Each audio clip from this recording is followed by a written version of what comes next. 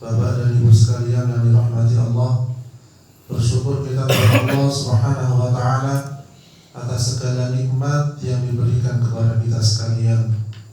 Semoga senantiasa rasa syukur ini kita senantiasa lanturkan kepada Allah Subhanahu wa taala, dan semoga Allah menambah nikmat kita sekalian. Amin ya rabbal alamin. Pada kesempatan ini insyaallah mendekati Hari Raya Idul Adha, yang bisa kita ambil hikmahnya adalah bagaimana beliau Nabi Ibrahim alaihissalam, bagaimana beliau cara mendidik keluarga secara Islami. Jadi bagaimana Nabi Ibrahim mendidik keluarga beliau secara Islami. Yang pertama adalah beliau mengajarkan untuk menyembah Allah dan melarang menyembah apa? Berhala. Jadi beliau sampai berhala-berhala yang dibuat oleh bapaknya sendiri itu dihancurkan, dimusnahkan dengan tangan beliau sendiri, dengan tujuan agar umat pada waktu itu tidak menyembah berhala dan menyembah Allah Subhanahu wa taala. Nabi Ibrahim alaihissalam juga pernah meletakkan keturunannya di lembah yang tidak ada satu pohon pun. Sampai beliau mengatakan begini, "Ya Rabb, aku meletakkan keturunanku di lembah yang tidak ada satupun pohon di samping rumahmu yang mulia, yaitu Baitullah, yang dekat Ka'bah." Waktu itu Nabi Sinta Ismail yang diletakkan dengan itu. Jadi buatan-buatan pohon, tidak ada ibaratnya, tidak ada kehidupan lah secara logikanya tentu. Tetapi karena keimanan kepada Allah, yakin Allah Subhanahu wa taala yang akan memberikan rizki, sampai istrinya beliau itu bingung nyari air. Ya, sehingga terjadilah lari-lari kecil itu ibadah haji, sa'i, Safa Marwah. Masih apa Bang tunani? Inna Safa wal Marwah min sya'airillah, dan selanjutnya. Jadi lari-lari kecil sambil baca itu, memuji Allah Subhanahu wa taala. Dan apa yang terjadi? Ya, Allah Subhanahu wa taala memberikan air dari kaki yang dijejek nih, istilahnya. Bayi nangis kan biasanya subuhnya pun nendang-nendang, mancal-mancal, dan alhamdulillah keluar air dari situ. Sampai saat ini air itu masya Allah barokah. Air apa namanya? Zam-zam. Panjenengan senang di paringi Zam-zam ya? Senang. Oh, alhamdulillah. Insyaallah sampun ngunjuk sedaya air Zam-zam ya. Insyaallah. Dan yang dilakukan ketika minum air Zam-zam itu donga. Doanya apa? Doa yang kita inginkan. Misalnya nggak ada sakit, ya Allah sembuhkanlah sakit kula, terus minum. Misalnya nggak ada penyakit kanker, ya Allah sembuhkanlah kanker kula, minum. Misalnya sering sakit ngeluh, ya Allah sembuhkanlah pusing kula, minum. Jadi meminum itu sesuai dengan keinginan apa yang maunya kita. Nah, ini cara pun minum air Zam-zam, dan air yang masya Allah barokah sampai saat ini. Ini kebaikan yang beliau lakukan, Nabi Ibrahim lakukan, ternyata dampaknya sampai saat ini. Gini bukan air yang tidak pernah sat, padahal sing ngombe sak pinten tiang. Sak dunya. Bahkan wonten tiyang nyobi nggih. Mboten dahar, cuma minum air Zam-zam tok selama setahun. Urip kasihan. Alhamdulillah. Gitu pun yang istilahnya mboten kurus, itu air Zam-zam tok. Dicobi dengan niat. Nah, karena keberkahan dari air Zam-zam. Nah, kita perlu ketahui bahwasanya air yang barokah itu cuma dua, yaitu air Zam-zam, kayak air apa? Air hujan, ini air sukan barokah yang diberkahi oleh Allah Subhanahu wa taala. Jadi air Zam-zam kalian air hujan. Lah air lintune lah niku formulasi.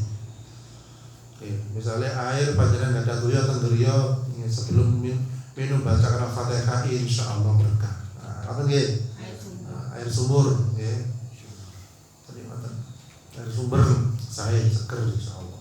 Lah niku lek maos lek badhe minum minimal baca apa? Bismillahirrahmanirrahim. Nabi kita Nabi Ibrahim alaihissalam beliau mengatakan juga berdoa dan ingatlah ketika Ibrahim berkata, ya Tuhanku, jadikanlah negeri ini Makkah negeri yang aman dan jauhkanlah aku beserta anak cucuku daripada menyembah berhala-berhala. Jadi inti ibadah niku tauhid pada Allah, mboten nyembah berhala. Nama malih panjenengan gak ada butuh, oleh diajak rekreasi teng Borobudur dipeseni. Sakit. Le, iku bukan sesembahan orang Islam. Patung-patung gede itu bukan sesembahan orang Islam. Soalnya khawatir ke bawah. Kula nggih nate sing pas SMP niku mriku, nggih, wonten patung dawa di teng Prambanan niku wonten tiyang sepuh musuk-musuk bokonge patung sampai alus. Saestu, tirose niku tambah rezeki lek musuk-musuk ya Allah. Nggih rencana kula nggih teng bolongane Borobudur niku, teng patung niku wonten kembang. Kembangnya dijupuk lepokno dompet ben tambah duwite jadi. Astagfirullah. Nah niku termasuk bentuk-bentuk kesyirikan. Lek saged mboten usah ngriko. Soalnya khawatir syirik kepada Allah Subhanahu wa taala. Ya. Jadi ngoten. Jadi niku wau. Nabi Ibrahim mau wanti-wanti anak keturunannya, termasuk Nabi Muhammad niku termasuk salah satu keturunan Nabi Ibrahim juga wonten jalur nasabe teng mriku. Nggih. Boten asal nyembah berhala.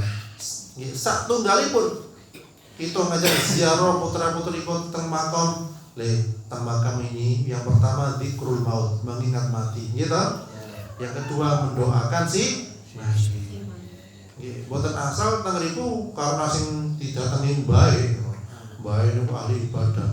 Jaluk nang mbae, jaluk apa? Jaluk duit, jaluk rezeki, boten asal. Teng mriku cuma ndongaaken kalih napa dzikrul maut, mengingat mati. Jadi ngoten. Lah kemudian selanjutnya adalah cara pendidikan Nabi Ibrahim itu mencarikan, hendaknya orang tua mencarikan lingkungan yang aman bagi keluarganya. Terutama alhamdulillah lingkungan ikan dekat tempat ibadah, dekat musola, dekat masjid. Alhamdulillah teng mriki celak musola gitu, masjid gitu celak. Jadi seketo lek panjenengan maringi contoh teng putra-putri nipun, ayo salat terus adzan, satu rutin sing ulama. Rutin ya dengan ulama alhamdulillah. Istiqomah insyaallah. Jadi pahala tambah nggih.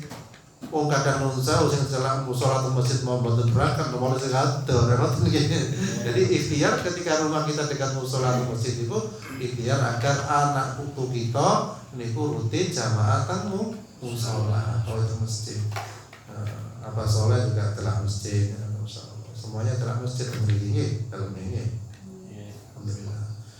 Jadi lingkungannya didekatkan dengan Baitullah, dengan Ka'bah Nabi Ibrahim. Ya. Kemudian yang ketiga adalah menjadi kepala keluarga atau suami yang lemah lembut, ya, penyabar seperti Nabi Ibrahim.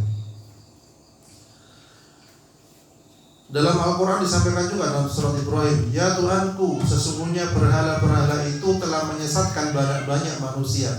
Maka barang siapa yang mengikutiku, sesungguhnya orang itu termasuk golonganku. Dan barang siapa yang mendurhakaiku, maka sesungguhnya engkau maha pengampun lagi maha penyayang. Jadi Nabi Ibrahim itu menegaskan bahwa banyak yang tersesat karena berhala-berhala itu. Berhala sing ngomong sing dipakani barang gitu. Padahal sing luwe ya akeh. Nah, kemudian yang selanjutnya yang harus dimiliki adalah seorang ayah, bapak itu harus memiliki keimanan yang kuat dan tawakal kepada Allah Subhanahu wa taala. Nabi Ibrahim juga berdoa, jadi kuat dengan Nabi Ibrahim itu. Ya Tuhan kami, sesungguhnya aku telah menempatkan sebagian keturunanku di lembah yang tidak mempunyai tanaman di dekat rumah Engkau Baitullah yang dihormati.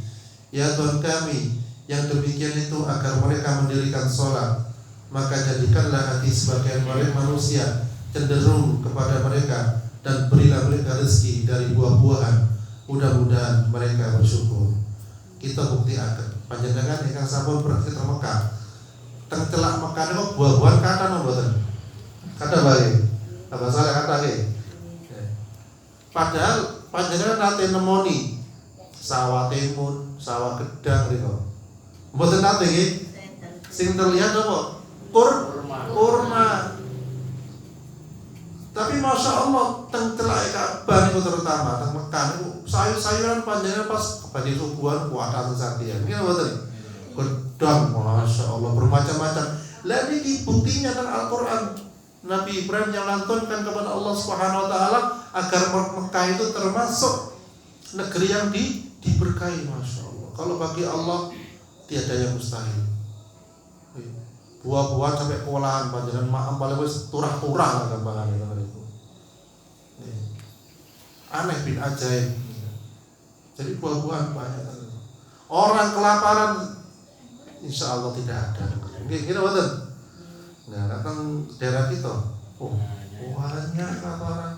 Padahal mencepno tanaman loh, tumbuh. Lah nanti kok, sik disirami, sik dicarikan tanah yang lain, macam-macam pun. Tapi boleh dikatakan jarang orang yang kelaparan di sana. Karena kok diberkahi oleh Allah Subhanahu wa taala. Kok bisa diberkahi? Karena tujuan hidup yang utama di sana itu insya Allah yang utama adalah beribadah kepada Allah Subhanahu wa taala. Insya Allah negeri kita, ya terutama kita awali dari desa kita, musola ini, bertakwa kepada Allah, banyak istighfar kepada Allah, banyak mohon ampun kepada Allah, sholatnya dirajinkan. Insya Allah teng penduduk kita nih daerah kering makmur seterusnya. Ini saya itu, ini tumbuh-tumbuhan, sayuran seger-seger, ya. Nah, sayuran itu seger tiangnya ya seger-seger. Nih, mungkin wonten. Nah, normalnya mantun ngaji temu sholat, mantun ibadah seger jenengan nggih. Napa malih mangke sampe mantun garu seger tambah. Lah nggih, masih ada urang ceramah ngantuk-ngantuk ketok panganan biasa seger. Kalau timun ya seger alhamdulillah. Ya timun niku sae, timun niku panjenengan lek maaf sebenarnya ada timunnya itu bagus. Kalau pencernaan ya. Pokoknya kata manfaat timun itu kecuali darah rendah ya mungkin diimbangi. Jadi Bapak Ibu sekalian dirahmati Allah, itu tadi pelajaran yang diberikan kepada Nabi Ibrahim kepada kita sekalian, bukan sekedar nyembelih sapi, bukan sekedar nyembelih wedhus atau kambing, tetapi adalah tujuannya tauhid kepada Allah Subhanahu wa taala. Maka lek panjenengan nyembelih jangan lupa bismillah. Bismillah, ya Allahu Akbar, ya Allah ini dariku dan untukmu. Ya Allah, Bismillah ya Allah Akbar, ya Allah ini darimu dan untuk keluarga kami. Karena semuanya dari Allah. Ya. Jadi menyembelih pun dicampuri dua macam-macam. Yang utama nih Bismillah ya Allahu Akbar, ya Allah ini dari keluarga saya dan untukmu. Seperti itu ya.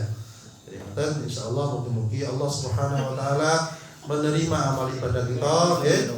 Jangan lupa diperbanyak taksir wonten waktu, ngaji ini diperbanyak, istighfar ini diperbanyak. Subhanallah, alhamdulillah, wa la ilaha illallah, takbir, tahlil diperbanyak, dan insyaallah ibadah kita diterima oleh Allah Subhanahu wa taala, hidup kita menjadi lebih berkah. Amin ya rabbal alamin.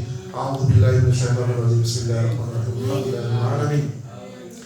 Allahumma anzil rahmata wal maghfirata wa syafa'ata wa ni'mata ila arwahil jannahil qubur minal muslimina wal muslimat wal mu'minina wal mu'minat warfa' lahum ad-darajat wa dha'if lahum al-hasanat wa kaffir 'anhum as-sayyi'at wa adkhilhum al-jannata ma'al aba'i wal ummat.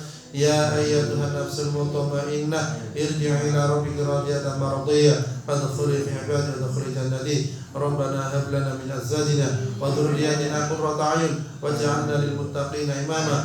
Rabbana atina fid dunya hasanah wa fil akhirati hasanah wa qina adzaban nar. Wa sallallahu ala sayyidina Muhammad wa ala alihi wa sahbihi wa sallam walhamdulillahi rabbil alamin. Amin. Subhanallah hamdik asyhadu an la ilaha illa anta astaghfiruka wa atubu ilaik. Assalamualaikum warahmatullahi wabarakatuh.